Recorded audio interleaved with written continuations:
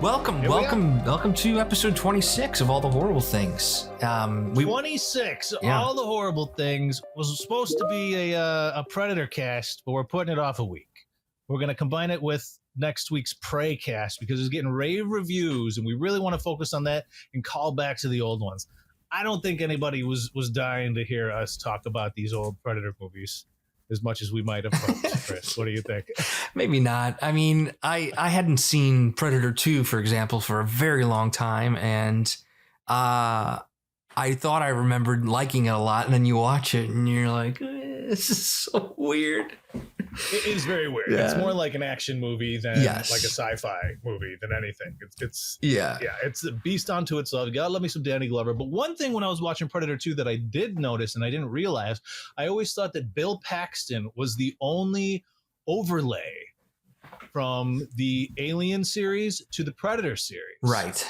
But am I crazy? But wasn't Adam Baldwin in both as well? Is not Adam Baldwin in Alien Resurrection? I think you're right. And he's in this one, too. He's kind of like a second fiddle to Gary Busey. So I think you got two actors, both Paxton and Adam Baldwin, that pops up in both series. So I got to give it to Adam Baldwin. At the time, I hadn't known him. Of course, people know him mostly from Firefly, I would say, or maybe Chuck. Right. But it was kind of cool to see him in such an old role. Yeah. So I'm a fan of his. Of him. Yeah. He's fun. He's definitely fun. And in Alien Resurrection, he's one of the better characters, if I remember. I really like this character. Anyways, let's start diving into what we're going to dive in. So putting that off a week, Predators and Prey, we're going to talk about a show that's on Starz that I think fell under a lot of people's radar. Right. And I want to suggest it to people because I got through all 8 episodes, I think, this week. There are 8, yeah. It's Shining Vale, starring our favorite friend? Is she your favorite friend? Courtney Cox? Monica Geller? Yeah, Who's your favorite friend? She certainly is up there. I think that's a tough one. I think it's like a combo between. I'm a big Ross fan myself. Ross is pretty great. He loves his dinosaurs, so I definitely appreciate that. but also Gail from Scream. Gail from Scream. So she's no stranger to the horror, and I think that shows in this because I think she does a good job with it. I can sometimes feel like she's a little much for me, Courtney Cox. But in this one, I felt like it was appropriate because her character was supposed to be a little grating at times. She's. I mean, this is a really, I don't want to say complex, but definitely a very tough character to like. Right. You know, I mean, your main character is extremely flawed right out of the get-go. Absolutely. I mean, we're right off of the heels of her having cheated on her husband. Right. And they're having to move away because of the trauma that's affiliated with that. Their family, they got a son and a daughter.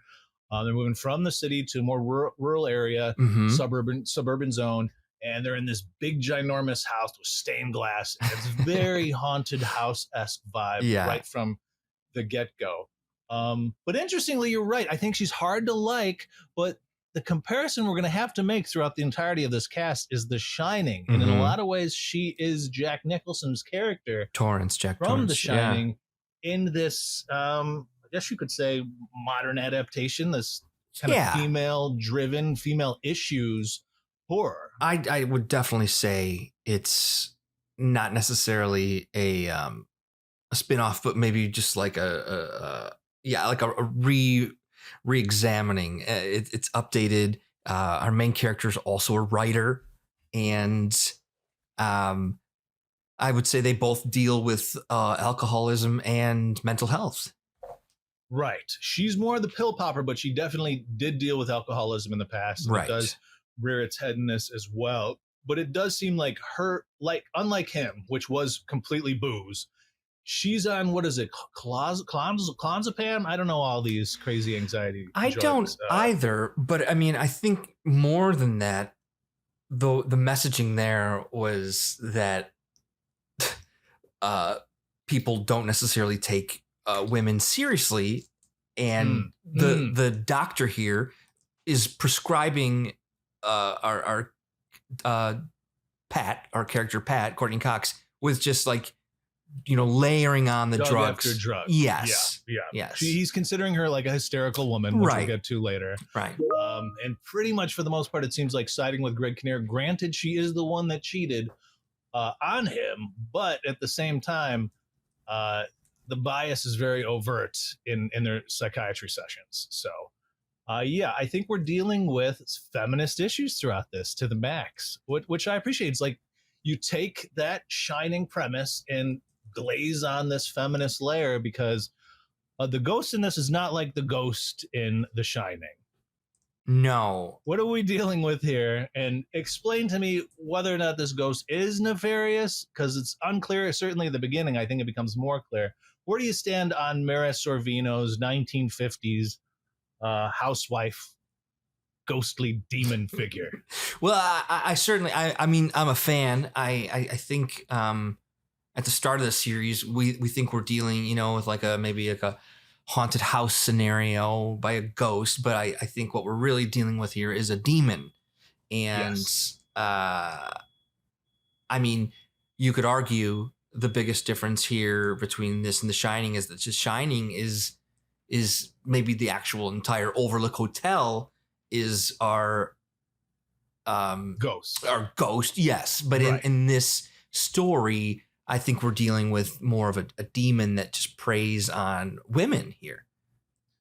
Yes, which for me at first I was like, okay, Mira Sorvino is going to be empowering to Courtney Cox. She's going to be like, oh, this is what happened to me. This is the sort of subjugation I dealt with, misogynist culture that I was dealing with back in the 1950s.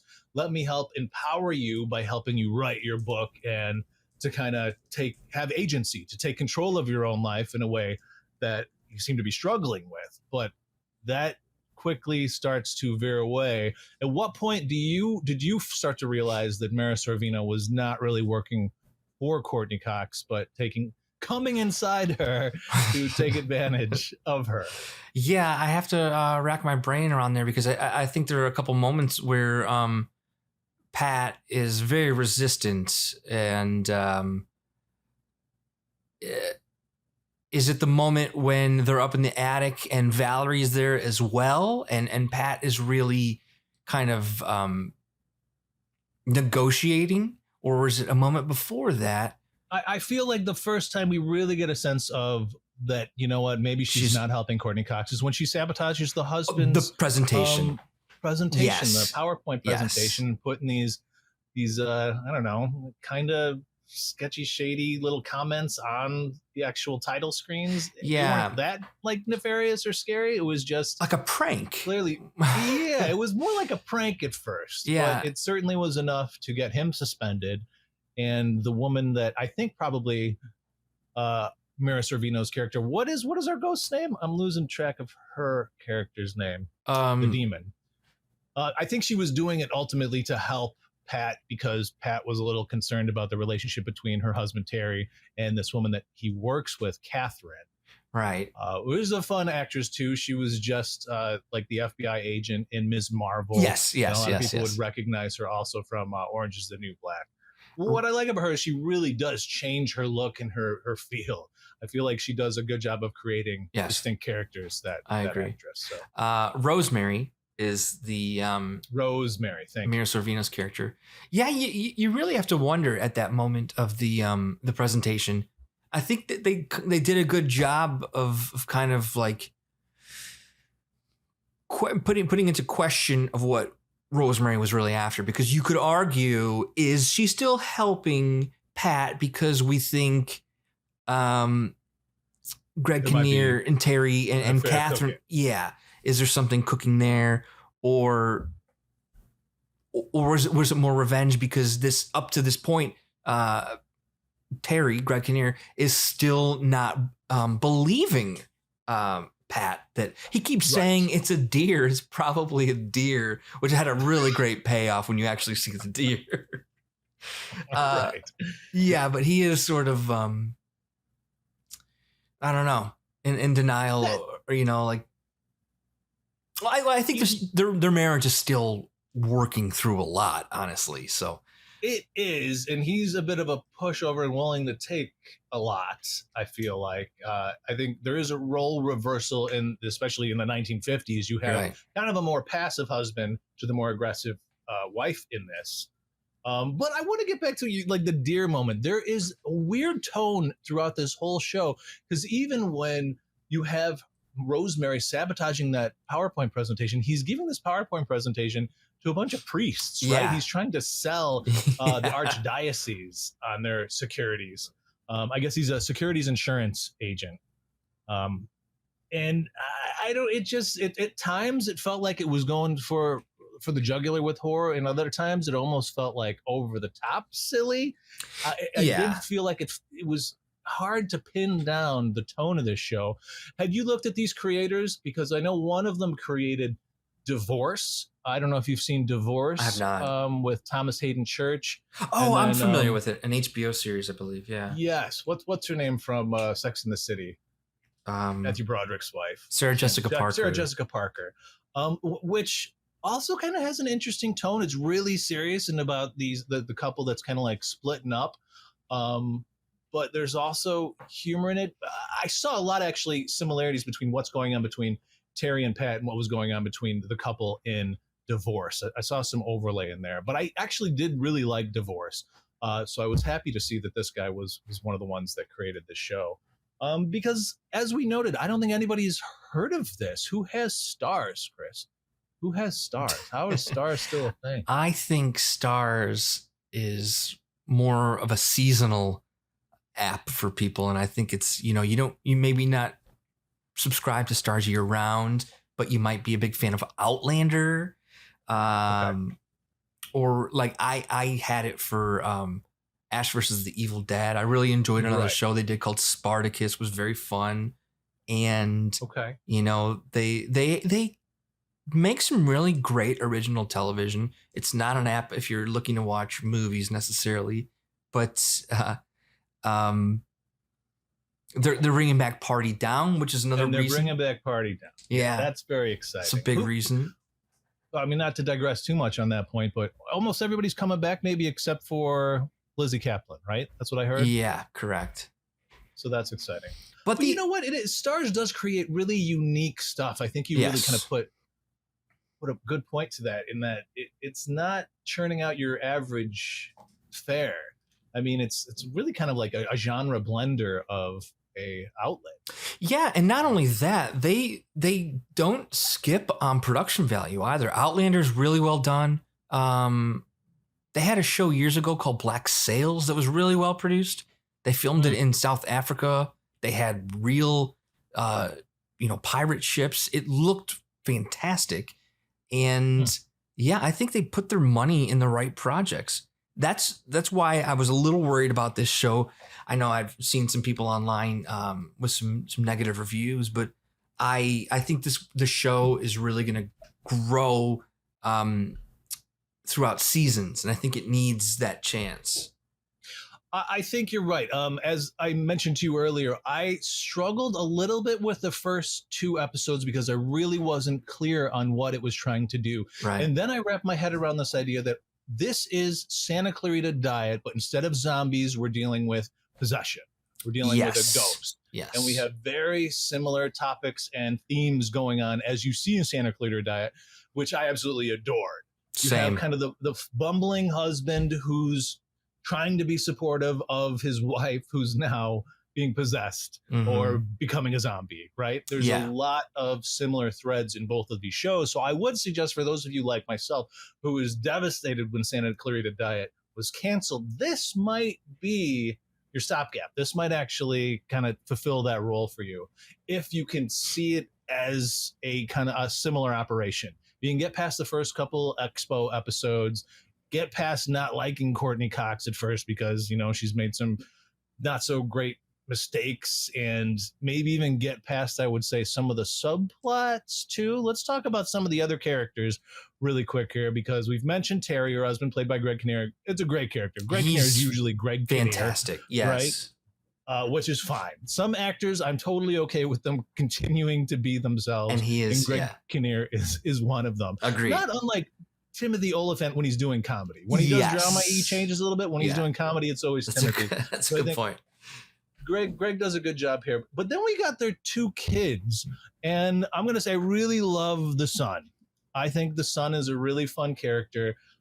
This kid, he's a little he's overweight. He's kind of like not really socially apt. And correct. He's big into VR or augmented reality. Always has his helmet on, which I thought was a really fun thing. I'm not sure we've seen it before, but with these augmented reality helmets, which are kind of new. VRs have been out for a while, but like actually worthwhile augmented reality where you're looking at what's in front of you and then there's additional layers put on top of that. Correct. For him to see the ghosts via augmented reality, specifically of this little girl, Daisy, who turned out to be one of the victims of Rosemary. To give you a sense of who Rosemary was really quick, tell them what she ultimately did, what we find out about old Rosemary. Well, old Rosemary, what you think is the quintessential 1950s housewife is a mad woman. She is. This is the funny thing that, Courtney Cox is the writer side of Jack Torrance. She is the full blown Jack Torrance possessed murderer. Right. Yeah. Because she does write too. She ultimately embodies Courtney Cox's body and she becomes a writer too. So you're not wrong in suggesting she is that full embodiment of all work, no play makes Jack a dull boy sort of writer, which we do get very similar a moment in terms of, Grant, she's not using a typewriter, but on her screen, we'll see a lot of repetitions like go down to the basement, go down to the basement, go down to the basement, repeated over and over again. Yeah, that's great. Which is clearly an homage to that. But yeah, she went full hog on her family, right? Yes. I mean, I think I forget which episode, maybe like 6 or 7, we actually see Daisy, her skull, we see some gravestones, and we basically learn that Rosemary, most likely possessed by a demon, right? Yes. I would like to believe that is the demon herself now. Was a bored housewife. She was bored Jack Torrance and bored Jack Torrance, and she did have an affair herself. Yes, the grocery store. It's a fun scene, some flashbacks in this back in the 1950s when she goes to the grocer and she's trying to sneak herself a little hooch, and then this grocer who she's got the hots for later has an affair with. Anyways, when she's trying to buy the hooch, this grocer looks back to the manager who's like shakes his head and he's like, "I'm sorry, ma'am, your husband came in and said we can't sell you alcohol." It was a funny little throwaway moment. And then of course you do see her having the affair with this grocer down the line. She kills him, and she kills her whole family. The only one we didn't really get a sense of how she killed was the son, right? Yeah. Or were they all killed with shovel? Were they all shoveled? I don't know. I'd like to believe that there's a little bit more creativity there with the deaths. Okay. So I don't know. I don't know if we know that. But that wasn't explicit. We didn't exactly see how she did it. I just assumed when we had this surreal scene with Courtney Cox then killing the dog, killing the son, killing the daughter, killing Greg Kinnear, obviously not in reality. Mm-hmm. I thought that was maybe visions, pointing to how Rosemary. But let's get back to this point about Rosemary not actually being Rosemary, and when she killed everyone she was this demon, because this is another Shining reference here. We don't get this until the end of the show, but if you've seen The Shining, one of the most iconic parts is the end when we pull up to the picture and you see Jack Nicholson's face, but the picture's 100 years old or whatever, way older. Well, we get a similar situation where you got Pat, who now she's cracked up, fully demonized. She's coming at him with an axe like she's Jack Torrance, almost kills her husband. They have a very similar instance where they're going up the stairs too. She's with the bat, she's pushing him back up the stairs with her menacing nature. But then we get this weird backstory mid-season about how Courtney Cox had committed her mother, who's played by Angela from Who's the Boss. It was good to see her again. Judith Light. Judith Light. Yes, it was fun to see her because she's a pretty fun character in it. Yes. But she had committed her mom when her mom kind of went off the rails with psychiatric issues. But or did she? Same thing. Or did she? That's interesting. It's suggested as such. Of course, she keeps saying that my daughter put me away. Right. But then we do have that circular scenario where now Courtney Cox's Pat's daughter signs away her Gaynor. to the home at the end too. Her name is Gaynor, the daughter? Gaynor, the daughter who's in love with the virgin. Right. So I have this whole list of positives, and then I have under negative just one thing, and that's the daughter and the daughter subplot. I struggled with Gaynor. Yeah. First of all, she doesn't look like she's the daughter of either Courtney Cox or Greg Kinnear. I think it's very, very weird casting on her part. I mean, she's supposed to be this cute teenage girl that has had kind of a sordid past herself, who's, you know, very promiscuous in the past. And now she's fallen for this Christian boy in this new town who happens to be, I guess, their neighbor, right? He lives across the street too. Yes. Would you say, though, throughout her story arc is that maybe she is actually becoming more religious? Or do you think it's a facade? Yeah, maybe. But I mean, I think she's just really horny for the dude. It's possible. I mean, because he made it very clear. I mean, nothing's happening with us. We can just be friends. You can hang out with me. And right. I'm a religious person. And then, of course, the mother was hyper religious, forcing her to wear the saint's necklace. Mm-hmm. I'm not sure. That's my biggest problem with the show is I'm not clear on what the hell is going on with the daughter, and I'm not sure I care. Sure. I only questioned it because I think that she joined that choir out of her own free will. I think that was something that maybe she was, you know, actually making some change and growing herself. And they're coming off the heels of the mother having cheated. So maybe she's like, you know what? I don't want to be like my mom. Similar to ultimately how Courtney Cox didn't want to be like her mom. Right. So maybe there's something a little more dynamic going on there than I'm willing to admit. But at the end, ultimately, she is pregnant with the Christian's baby. Yeah, which she totally just ruined that kid. And that poor kid had been through a lot. The mothers. And I think he could have been a little more dynamic in his portrayal of that the trauma he had just recently been through losing his mom. But I do feel like he seemed okay. Like I got a bunch of offers on the house. Everything is going good for me. Yeah. He was planning out his new future.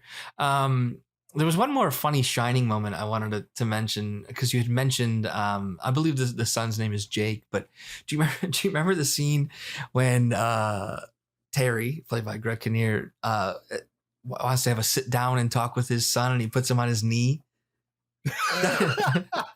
That is right out of The Shining as well, with Danny on Jack's knee. But except in this situation, you mentioned the boy was a little bit, he's a little rotund. Yes. He's not nearly as young as Danny is. It's a very inappropriate thing to do, put this kid on. Honestly, the dynamic between the father and son was one of my favorite parts of the whole show. I know. The son getting caught with a porno magazine at school, and then Greg Kinnear goes and he's like relishes the fact he's there looking at, where'd you get this old magazine? This is awesome. The Farrah Fawcett edition. And he's like unfurling it in front of like the bullies. I'm his dad. It's just it was really, that was that was a really funny.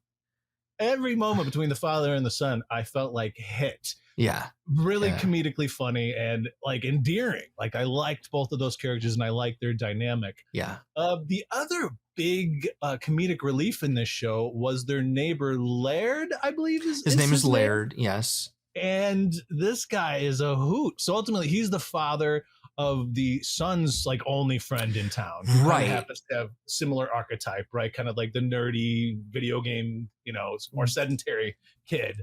But the father has also been kind of jilted by his wife. What's the situation there? Absolutely. I believe his wife left him. But they had been planting these seeds because there's a really good payoff where they're pushing their son Jake to meet kids his own age.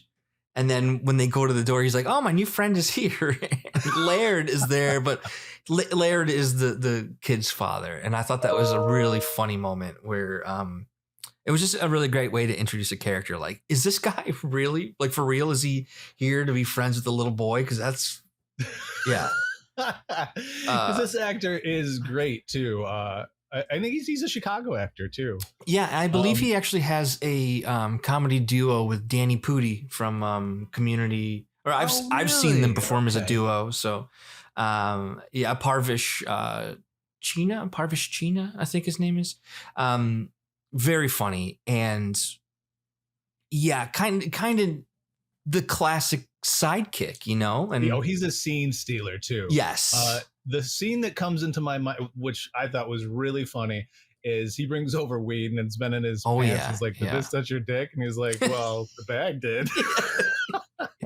Yeah. Anyways, he drags Greg Kinnear up to this treehouse that they've found, and they get high together. But what's funny is then Greg Kinnear's, ex-coworker colleague with this woman, Catherine, is texting him, and Laird kind of commandeers the phone. And when she says, you want to meet me in wine country? Laird just writes back, F yeah. and Greg Kinnear doesn't know what to do with that at first, but it hit. It hit. Those two together getting high up in the treehouse was. Yeah. That's one thing I wanted to mention. I love all of the settings in this. Yes. When mentioning him bringing over the weed, that's when he shows him this tiki bar basement that has been found by Pat. Right, which is another Shining. With all this stained glass. And I don't know if you noticed what the pattern was on the living room curtains, but that pattern is the carpet in The Shining. Oh, is it? It is. The famous Overlook Hotel pattern. Yeah, so there's some more overt little Easter eggs there. Of course, there was another one that I wanted to mention. You got that. Oh, yes. Okay, so we have this scene where Pat is struggling to write her book. And Cressida is the character who she's kind of envisioning as Rosemary, right? Mm-hmm, mm-hmm. There is one scene then where she's kind of blocked and her character keeps killing herself. Yes. But I don't know if you notice this, when she's in the tub, they do have this scene then where it's like reverse shot because she's always on the one side. Yes. But then there's one shot where the curtain is there and she's pulling it back, and it's a la Room 237 in The Shining. You're expecting to see the haggard old lady with the skin dripping off. Another really fun, just Shining reference. If you're a Shining fan, you're going to love this show. At first, I didn't really get the title, but as it went along, I'm like, okay, here we go. And just the bar in general, Courtney Cox, I mean, that's her, hotel bar. And, in The Shining, you have the bartender there. And I think at times Rosemary is kind of like that, and embodies that character as well, kind of just, pushing your character along down the road, if you will. And this show, I will say, has done a really great job with just tropes in general. I mean, the house, the cliche house that is a theme in the story, because Pat gets really upset when she asks Terry if he knew about the house's history, and he had lied to her, and then he forgives her, he apologizes, but the idea there though is so kind of cliche, like this house that's a murder house, which kind of also reminds me of American Horror Story murder house sometimes. But this house is this beautiful big house that no one wanted because of the story, the history. Yes, what you see in a lot of these, you just made me think of Sinister too, because ultimately you have a writer who moved into a home and he didn't tell his wife that the family had been killed. And then, of course, you have this old projector too, a la Sinister. Right. It does borrow tropes effectively. I completely agree with you there. Yeah. And I think it's paying homage to horror as a genre. Absolutely. Certainly beyond The Shining, beyond Sinister, beyond Santa Clarita. Then there's some Exorcist moments, certainly with the Ouija board, right? You get the Ouija board. And maybe less associative, but like the Scrabble letters, where it's essentially where ghosts are communicating through games, Correct. Yeah. But, what are some of these other Shining moments? There was a couple other ones I wanted to mention for the big fans. Certainly the first episode was, it starts with them driving to the new home, and you have these overhead shots, and you have them singing in the car, a la how The Shining starts. Yes. Immediately, I kind of missed that at the top. It wasn't until I kind of retread it and was looking for more Easter eggs. I'm like, oh, wow, this starts just like The Shining too. And of course, moving to a new large home after the trauma. There's another big one here. Oh yeah, the double vision in the final episode. So she's taken so much drugs, like she's going out of her mind, and then her son shows up to tell her about the dead kid Daisy, and he's at the end of the hall, and she's having double vision of him. So it kind of looks like he's the twins from Shining as well. It's just there's a lot of little there's a lot in there. You can tell they had a lot of fun making the show. Interestingly, can I get a little literary on you here? Please. The character that she names her main character in the book is Cressida. And I don't know if you're too familiar, but Cressida goes back to ancient Roman myth. Ultimately, she was part of the Trojan War, and she's supposed to be betrothed to a fellow Trojan, but then she gets traded to the Greeks, and then she has an affair with this Diomedes. So Cressida herself is this faithless lover character, kind of like this, like Pat, a female who has, been adulterous, if you will. So it's very appropriate. And going back in Cressida and Tristan by Shakespeare deals with this as well. There's another kind of fun little moment too. I don't know if you remember the episode where she's blacked out and she's making casseroles and stuff. Yeah. She's wearing a Warwick Castle t-shirt. So I was like, that has to have some significance. Right. And I looked into it, and apparently Warwick Castle is one of the oldest castles in England, and it's supposed to be haunted by a poet. Oh. So that kind of works as well. A poet named Fulk Greville. So I just feel like they didn't take shortcuts. They really kind of embedded so much into this show that I think unless you're really paying attention to it, you might miss it. But it's more valuable than I think people... I don't think most people heard of it, but you might give it you might shrug it off the first couple episodes, but if you're willing to stick with it, I think you'll find a lot of value in what's going on here. And if you're a fan of The Shining or something else that just I was reminded of in my head, Amityville Horror, the whole idea of moving into a murder house. It's well done, and you got to stick with it because the second half of the series, there's more deaths. It's just funnier. The payoffs are funnier. Oh my goodness. How funny is that crappy beard that Greg Kinnear grows? I mean, it's just... He's got the scrappiest beard. The worst beard. So when he quits, which is one of the funniest scenes in the show too. Yes. Where he's quitting with his boss. Rob Morrow, who's rank for 16 years. Yeah. And just gets shit-faced and tells off his boss. And then that becomes like a meme itself. Yeah, he goes viral. But then he gets into woodworking, which is hilarious. He's just making little figures of the family. And then when the horrible neighbor wants the fence to be fixed, it's like he pops up out of nowhere like some like special agent. I got you covered. I'll take care of this fence. I'm the man for you. I'm the man for this job. And then he realizes he isn't. And then, I'm talking about these setups and knockdowns. I mean, that fence that he builds ultimately is a demise for one of the characters without spoiling it. Like, it's just... You know what? It kind of brings me back, because I love Greg Kinnear, but I like some of the stuff that people forget about us. Do you remember a movie of his called Nurse Betty? Oh, yeah. Nurse Betty had a very similar tone. Renee Zellweger?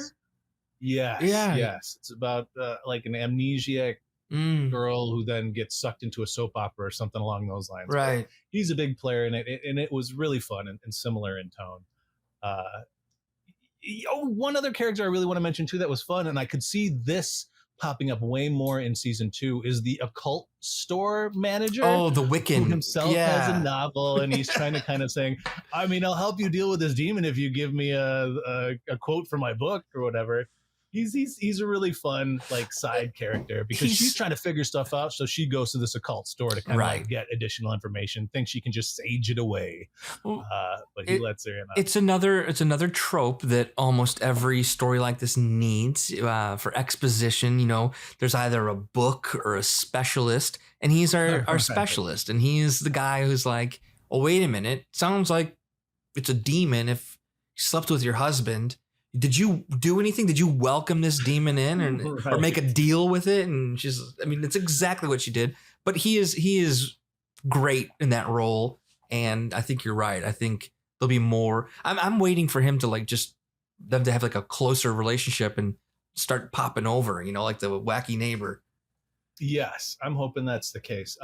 In terms of season 2, where do you see it possibly going? Because if the daughter's going to run away with her Christian neighbor now that they're preggers together? Do we follow that storyline too? No, I mean, I no. always felt like her stories were so disjointed as it is, it would kind of make sense that then we would then follow her outside of the town while the usual fare is going on. I don't know. What do you think? I don't know. I'm thinking they lean into more of these mother-daughter relationships. Okay. I think they doubled down on that. I think Judith Light needs to come back. I think if you remember, Courtney Cox runs out of her medication and her mom like has everything. Right. I think Judith Light's character is also some sort of medium who can, you know, like that's the reason Courtney Cox put her away. And maybe if it's at a certain age, you start to see it. And I think we're going to have some similar issues with, you know what? I think you're right. I didn't actually put it together that when she was talking about running away with the boyfriend, that was prior to then her having to commit her mother. So I could see her having to kind of like stick around because her mom's now in the psychiatric home or the home for hysterical women. And yeah, like you said, kind of her reliving what Pat had to live with her mom when she was put away. Well, if I remember correctly, I believe the show opens on text that says women are more likely to be possessed. Right. It was something along. It first defined depression. Yes. Women with depression experience these symptoms. Women possessed by a demon experience the exact same symptoms as a woman with depression. So what are the chances if Courtney Cox isn't around, Gaynor gets possessed? You know, I think we're that as simple as it was at the beginning of the series might, you know, pop up as a theme. And I think there's also a very good chance, because we did get some 1950 stuff. When we see that picture at the end and we see Mira Sorvino's character in that as well, which is a little confusing to me, given that she looks like that in 1950s. But we see Mira Sorvino back in 1859 as what looks like the head marm or whatever at this home for hysterical women, which happens to be the same home that they just bought.